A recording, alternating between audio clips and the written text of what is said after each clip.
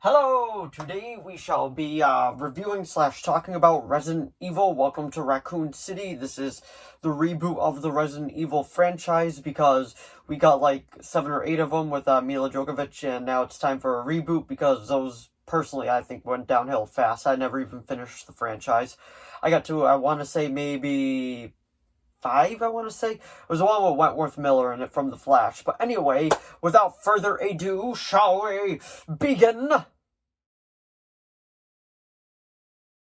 So, Resident Evil Welcome to Raccoon City, the reboot of the original series, but we all know like it's based off the video games, which personal honest opinion right here, I don't play any of the video games. Just like I'm not a big video game person. I am much more a like movie, TV, that type of person. But nothing against the video games. I just haven't played them, so I'm kind of just going in with what I know from the other movies that were made with Mila Djokovic.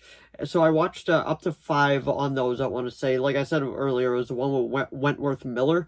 I thought it was okay. I didn't think it was great. I enjoyed them for what they were. They were pretty much just over-the-top action films, which I do enjoy those. So, but anyway, this one actually is a bit different. It decides to take itself very seriously, and it is almost like a origin-style film that leads into another one, which I feel like they are going to make if this one does well enough at the box office.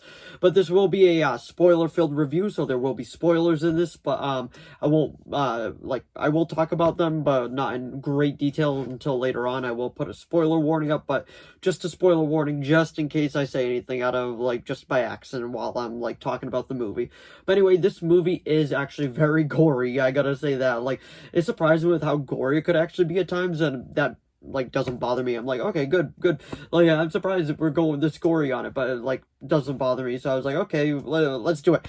But this has a lot of actors that I know in it. It has Neil McDonough from the Arrowverse. He played Damien Dark on Arrow, Legends of Tomorrow, The Flash. I absolutely love him as an actor, so I try to watch anything with him in it, and seeing him in this was just like, it was so cool to see him. Has Donald Logue in it from Gotham.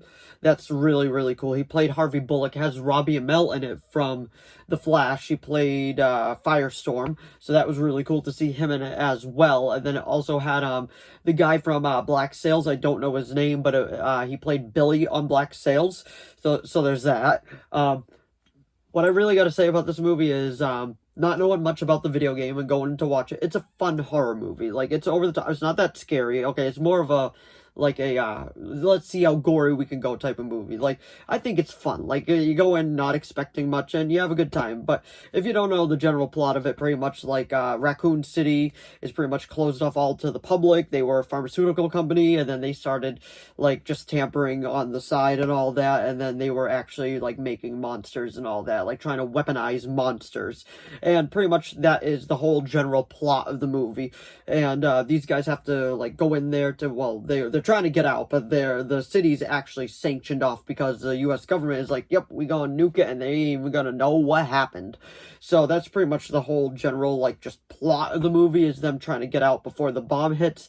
And they do give you a lot of timestamps throughout the movie to let you know like what time it is. Like, there's one like specific part that is like 2:26, so it's like, just so you know, it's 2:26 a.m. and at 6 a.m. boom. So you kind of got that, just a constant reminder of like, don't forget, the clock is ticking. So there was that going on. So they kind of like, they tried to add that little just tension feeling, like knowing that, yes, the time is running out. Are they all gonna get out? But honestly, if I had to be honest, like, the characters in this, they're well written for what they are. They're all kind of two-dimensional characters, because honestly, I didn't really care if any of them lived or died. I was just there to see like the gore and like see how gross we can do it. And honestly, that's how I felt about the originals too. Like, I was like, I don't really care who lives or who dies. It is what it is. And that's pretty much what I thought about this one too. I will say I thought this one was better, but I could just be biased because I really like the cast in this one a lot better than the other one. But I feel like this one decided to take itself more serious and like embraced the games and knew what the games were, so it decided to take from the games while doing their own things, because I believe this adapted the first 2 games. If I'm wrong with that, please let me know down in the comments below, but I do believe that is what it did adapt, the first 2 games. But pretty much Neil McDonough, I'll talk about him a little bit because I absolutely love him as an actor. I think he's a great actor. He's done more than just the Arrowverse 2. He's done a lot of independent stuff. He was even in Captain America: The First Avenger. He played Dum Dum Dugan, so the guy's really been around. But pretty much his character is a scientist that worked for the Umbrella Corporation, and he has a family, and he's trying to get them out of there, and then they like have this big showdown, and then he decides to inject himself with the stuff, and then he ends up becoming like this big monster that they have to fight. And honestly, he was taken out kind of easily, I gotta say so myself. Like, just bazooka, dead, done. Okay. But it was cool to see him in it.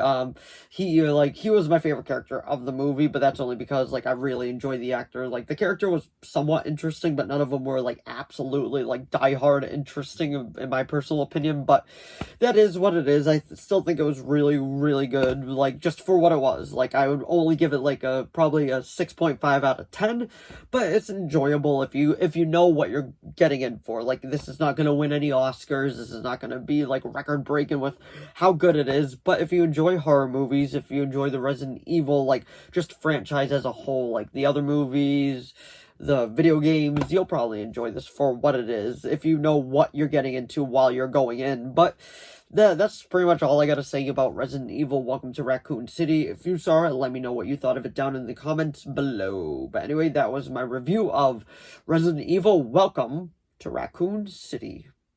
So if you enjoyed this video, please give it a like and a subscribe so I know to keep making more of these. If you saw Resident Evil Welcome to Raccoon City, let me know what you thought of it down in the comments below. Let me know if you enjoyed the original movies better or if you enjoyed this one better. Let me know that down in the comments below. But anyway, thanks for watching as always, and I'll see all of you in the next video. Bye!